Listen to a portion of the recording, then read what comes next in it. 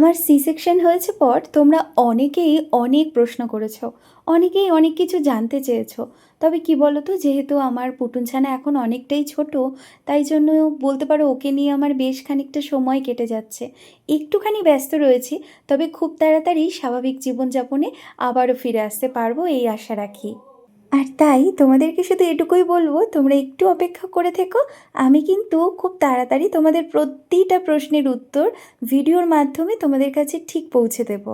অনেকেই আমার কাছে এটা জানতে চেয়েছে যে তোমার যখন সিজার হচ্ছিল, ওটিতে বসে কি তোমার শ্বাসকষ্ট হয়েছে? হ্যাঁ গো, একটা সত্যি কথা হলো এটাই, আমি এই ব্যাপারটায় কিছুই জানতাম না। যখন আমি ওটিতে ছিলাম, আমার যখন সি সেকশন চলছে, সেই মুহূর্তে আমার ভীষণ শ্বাসকষ্ট হয়েছে। আর প্রথম প্রথম আমি কিছুই বুঝতে পারিনি।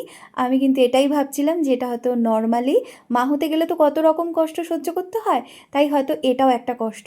পরে যখন আর কষ্ট সহ্য করতে পারছিলাম না, ঠিক সেই মুহূর্তে গিয়ে আমি ডক্টরকে জানাই যে আমার কিন্তু নিঃশ্বাস নিতে কষ্ট হচ্ছে। আর তখনও আমি জানি না যে এইটাকেই শ্বাসকষ্ট বলে, জানো। এই ব্যাপারে পরে আমি আরও ডিটেলস ভিডিও দেব। তবে এইটুকুই জানাই যে আমার হিমোগ্লোবিন ভীষণ কম ছিল, আর সেই কারণে এমন কিছু ইঞ্জেকশন আমাকে পুশ করা হয়, যার কারণে আমার কিন্তু প্রচুর শ্বাসকষ্ট হয়েছে। তবে পরে গিয়ে ঠিক হয়ে গিয়েছে।